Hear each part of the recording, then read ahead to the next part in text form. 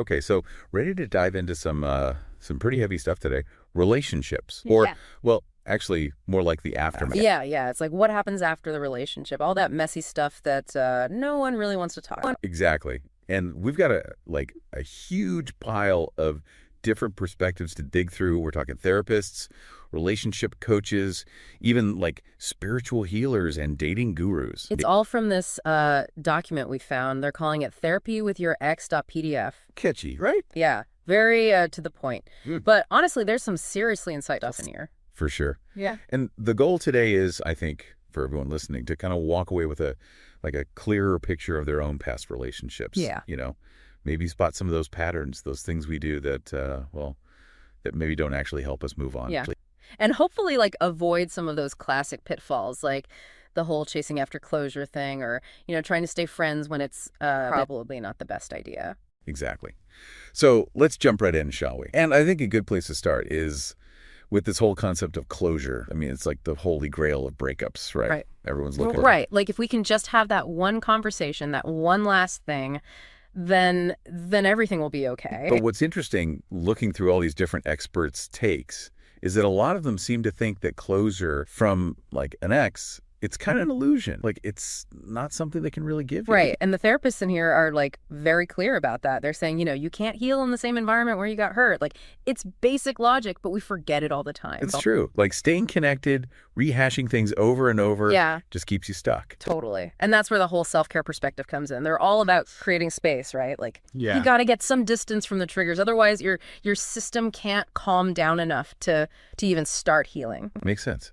So it's not just about physical space, right? It's also about like mental and emotional space. And this is where the spiritual healers' take is really interesting. They're talking about forgiveness as a form of closure. That's a good one. But they're not like saying you have to forgive your ex for everything they did. No. It's more about forgiving yourself, letting go of that resentment, that anger, because holding on to it just keeps you tethered to the past. And that's something you can do, right? Regardless of whether your ex ever apologizes or acknowledges it. Exactly. And the relationship expert adds to this. They say, sure, understanding your ex's perspective can be helpful. Like, it can help you process things. Yeah. But they're very clear about this, only if both people are actually open to really hearing each other. Yeah. Not just trying to like point fingers. Yeah. It can't be a blame game. It has to be about genuine understanding.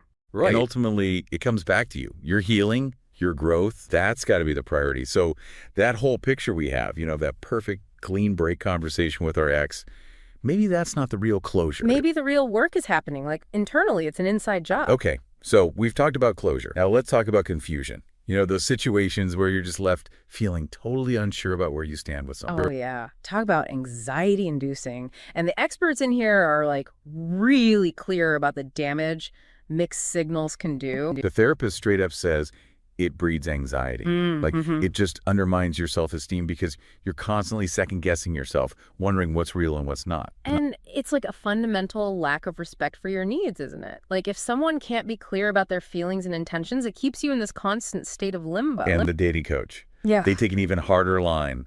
They're basically saying mixed signals. That's a giant red flag. Time to walk away. Their view is it either means the person's just indecisive or they're not really that interested.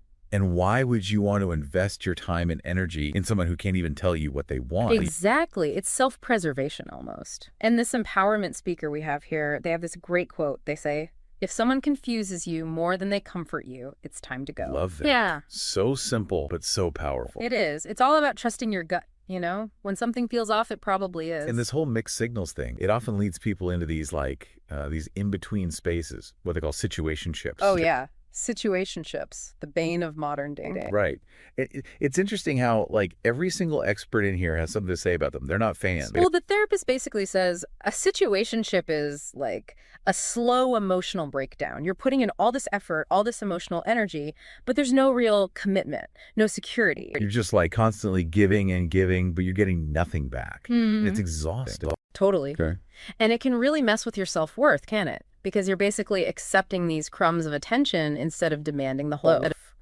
And the social commentator takes it a step further. They're saying situationships are like this societal way of avoiding real intimacy. Like, We're so scared of commitment that we'd rather just float around in this undefined space. But it leaves you feeling empty, doesn't it? Because you're never really getting what you need. So if you're finding yourself in a situationship, it's maybe time to ask yourself, what is this really costing me emotionally? Tough question, but an important.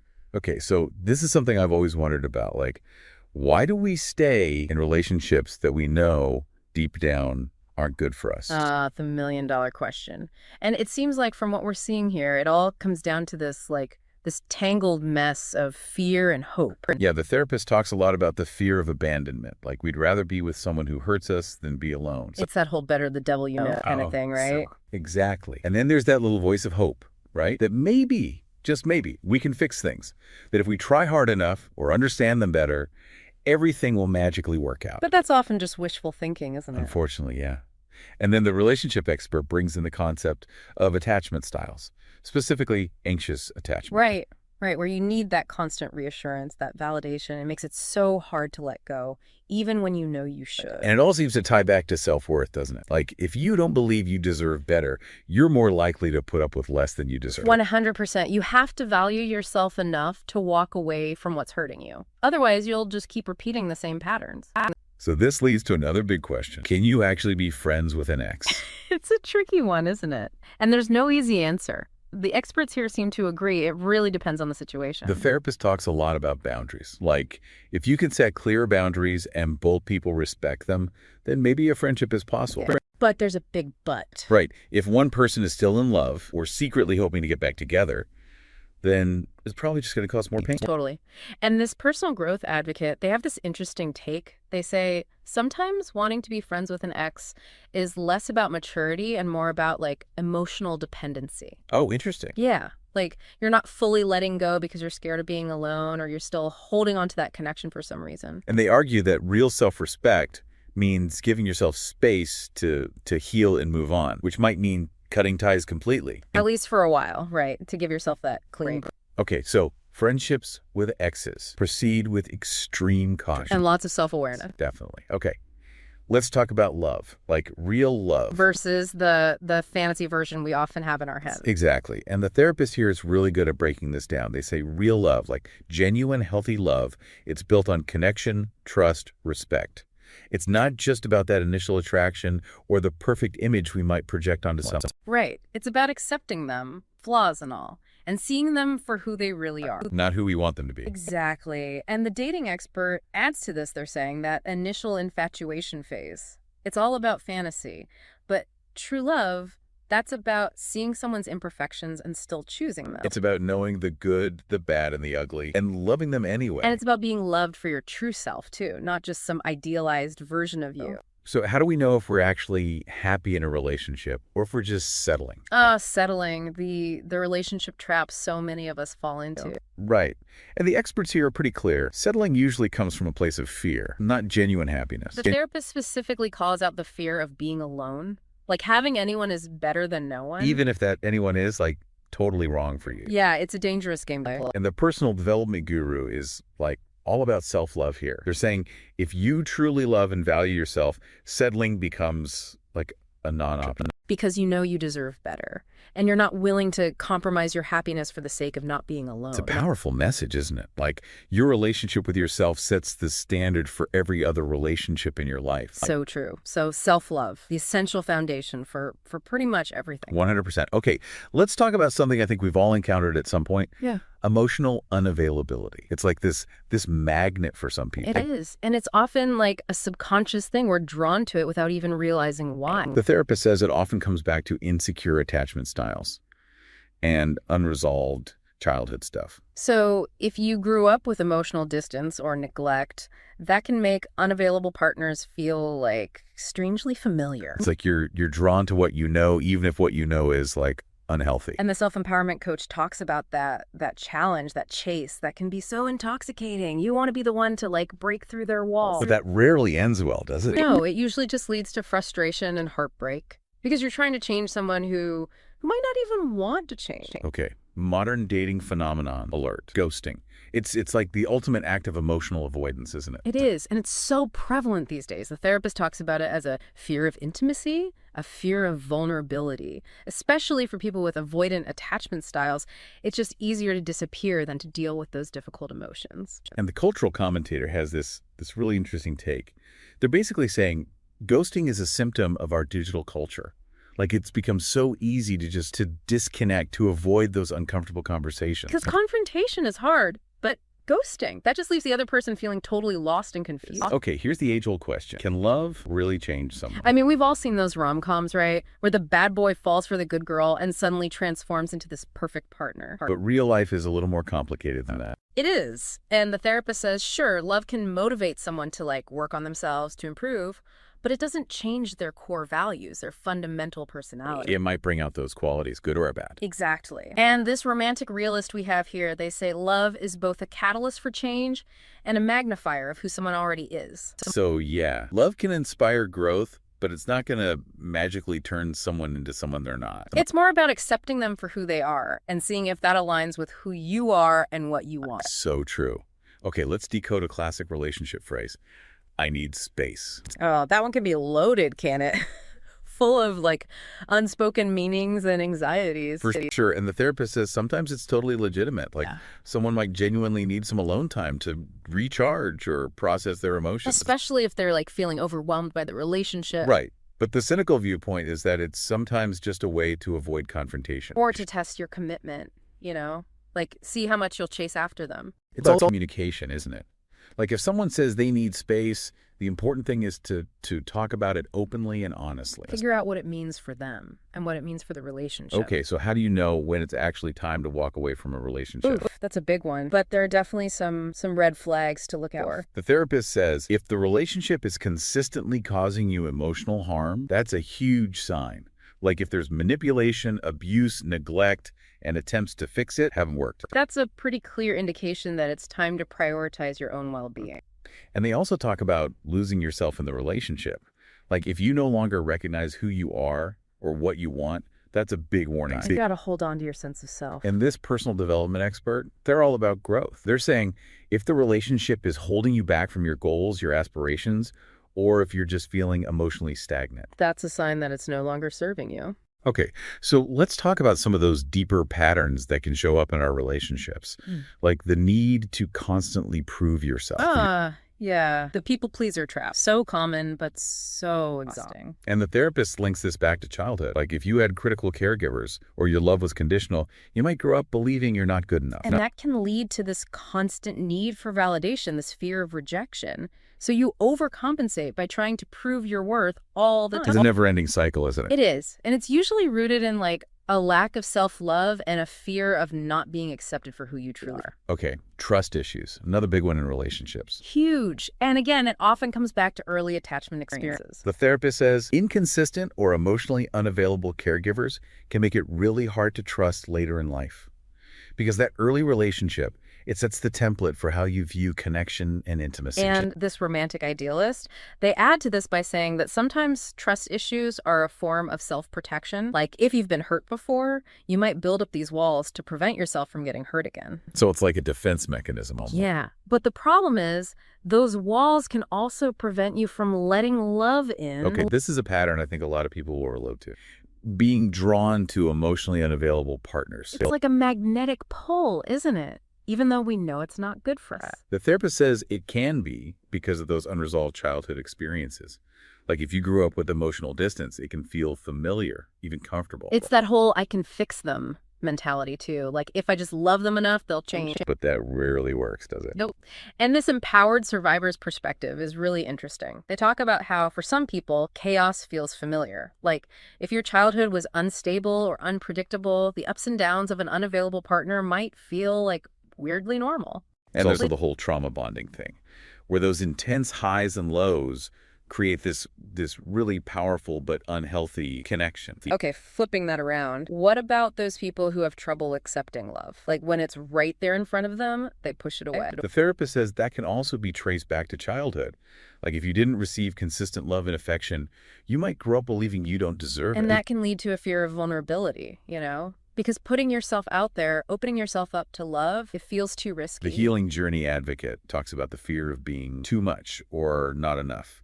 Like you're constantly worried that you'll either overwhelm someone with your emotions or that you're just not worthy of their love. It's a self-sabotaging pattern that unfortunately can keep you stuck in a cycle of loneliness. Okay, commitment issues. Why are so many people terrified of commitment these days? Well, the therapist points to a few things. One is fear of intimacy. Like, if you've been hurt before or you didn't have secure attachments growing up, the idea of letting someone in completely can feel really scary. And then there's a fear of abandonment, right? Like, if I commit, what if they leave me? And this independent thinker's perspective is really interesting. They're saying, for some people, commitment feels like a loss of freedom, a loss of independence. Especially if they had to be very self-reliant growing up, you know? Commitment can feel like a threat to that. It's like they've built this fortress of self-sufficiency, and letting someone in means risking the security of that fortress. Okay, green-eyed monster time. Jealousy. Ugh, jealousy. It can be such a destructive force in relationships. The therapist says it's usually rooted in insecurity,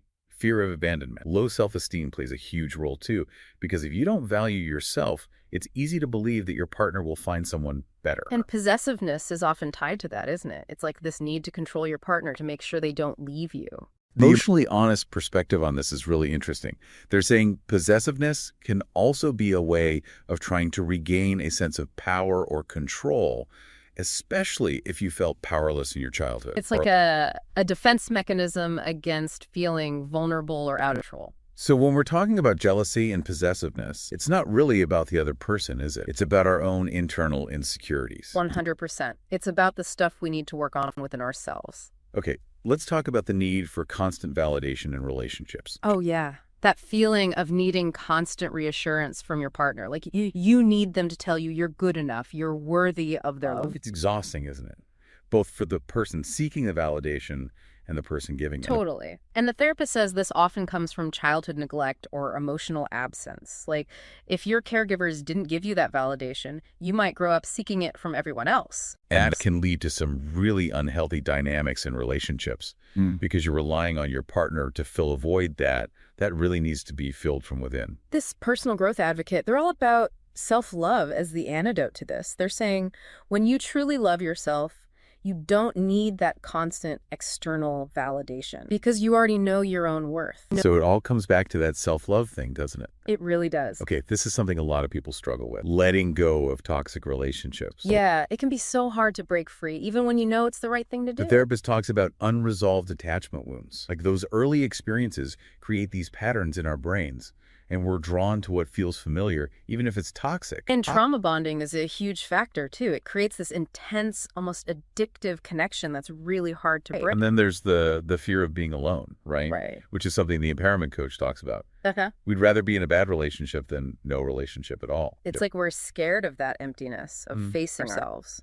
So it's not just about the other person, is it? It's about our own internal baggage, our own fears that we're bringing into the relationship. Exactly. And until we address those deeper issues, we'll keep repeating the same pattern. Okay, this is another interesting one. Feeling responsible for your partner's happiness. Like you're carrying the weight of their emotional well-being on your shoulders. The therapist says this can be because of learned roles from childhood. Like if you were the caretaker in your family, you might automatically take on that role in your adult relationships. And sometimes it's about avoiding our own emotions, isn't it? Like if we're focused on making our partner happy, we don't have to deal with our own stuff. And this relationship realist, they have a really interesting take. They're saying sometimes we take on too much responsibility out of fear of rejection. Like if I make them happy, they won't leave me. It's a way of trying to control the relationship, but it's ultimately unhealthy because you're neglecting your own needs in the process. So how do we stop doing that? Like how do we set those boundaries and take care of ourselves? That's the million-dollar question, isn't it? And it's not easy, but it starts with like recognizing the pattern and understanding where it comes from. And then it's about slowly but surely starting to prioritize your own needs, which can be really hard, especially if you're used to putting everyone else first. But it's so important. Because you can't pour from an empty cup, right? You have to take care of yourself first so you can show up as your best self in your relationships. Okay, let's talk about a really heavy one, feeling unworthy of happiness. Oof, yeah, that one can be really painful. The therapist links this to guilt and shame from childhood trauma or unhealed emotional wounds. Like if you were made to feel like you weren't good enough or you didn't deserve love, that can really stick with you. And it can show up in like self-sabotaging behaviors, like you unconsciously push away happiness because you don't believe you deserve it. It's a really tough cycle to break. It is. But it's important to remember that those beliefs aren't necessarily true. They're just echoes of the past. And with therapy and inner work, you can start to challenge those beliefs and create new, healthier ones. Yeah. You deserve happiness, just like everyone else. Okay, so we've talked about a lot of these patterns and how they can show up in our relationships. But what about when it's not just one relationship, it's a pattern across all your relationships? The classic, I keep attracting the same type of person scenario. Yeah, right. And the therapist talks about this thing called repetition compulsion. It's basically this unconscious drive to reenact old wounds and relationship dynamics. Like you're trying to work through something from the past, but you keep choosing partners who trigger that same pain. And if you didn't have healthy relationship models growing up, it can be really hard to break that cycle. Yeah. Because you don't know what a healthy relationship even looks like. And low self-worth plays a huge role here too. Because if you don't believe you deserve better, you'll keep attracting partners who reinforce that belief. Okay, what about that feeling of not being able to be yourself in a relationship? Like you're constantly putting on a mask, hiding your true self. The therapist says this can happen if you had to suppress your emotions in childhood. Like if you were punished for expressing your feelings or your needs weren't met, you might learn to just shut down emotionally. And that can make it really hard to be vulnerable and authentic in your adult relationships. And the personal growth expert talks about codependency. If you were forced to accommodate other people's needs growing up, you might not even know what your needs are. So you end up constantly people-pleasing and never really showing your true self. Which is exhausting and ultimately leads to resentment. Because you're not being true to yourself. Okay, boundaries. Why are they so hard to set? Well, the therapist says it can be because of how you were raised. Like, if your boundaries weren't respected in childhood, you might not even know how to set them as an adult. Or if you grew up in a really conflict-avoidant household, you might be terrified of rocking the boat or upsetting people. And then there's the self-worth piece. Like, if you don't value yourself, you might believe that your needs aren't important. So you let people walk all over you, basically. And you end up feeling resentful and depleted. Okay, let's talk about that feeling of being too much. Oh, yeah. The I'm too emotional, too needy, too intense feeling. It's a common one, and it can be really hard to deal with. The therapist says it can stem from emotional neglect in childhood. Like, if your feelings were dismissed or criticized, you might grow up believing that your emotions are a burden to others. And the self-love advocate talks about inadequate emotional support. Like, if you didn't have someone to hold space for your emotions, you might learn to suppress them to avoid overwhelming others. Which is really sad, because then you end up feeling like you can't be your true self around anyone. Okay, last pattern for today, the need to fix people. The rescuer complex. It's a tricky one. The therapist says it can be linked to that caretaking role we talked about earlier. Like if you were always taking care of others, you might carry that pattern into your adult relationship. And sometimes it's about trying to fix something within ourselves. Like, if we can fix someone else, maybe we'll feel whole or worthy. And this codependency expert adds that our self-worth can become tied to our ability to help others. Like, if we're not fixing or rescuing someone, we feel useless. But it's a dangerous game to play, because you can't save someone who doesn't want to be saved. Okay, so we've talked about all these patterns, all these things that can go wrong in relationships. But what about going back to the source? Like having a conversation with your ex to try to get closure. The let's hash it out approach. It's tempting, isn't it? It is. But the therapist warns that it can be really tricky. Like true closure comes from within, not from something your ex says or does. And going back to them can actually stir up all those old emotions and make it harder to move on. The relationship expert agrees. They say, sure, understanding your ex's perspective can be helpful, but only if both people are truly open to it. And it can't be about blame or trying to, win the breakup. It has to be about genuine understanding and growth. Otherwise, it's just going to be a rehash of the same old argument. Okay, what about those conversations that are more about healing than closure? Like, can talking to your ex actually help you heal old wounds? It's a tough one. The therapist says it's possible, but only if both people are emotionally ready. And the focus has to be on understanding, not blame. If it turns into a blame game or someone's trying to get revenge or validation, it's just going to be destructive. And this relationship coach emphasizes the importance of doing your own work before trying to have those conversations. Like, you need to process your own emotions first, so you're not just dumping them on your ex. Exactly. It's about taking responsibility for your own healing and not relying on your ex to give you the answers. Okay, let's talk about attachment styles again.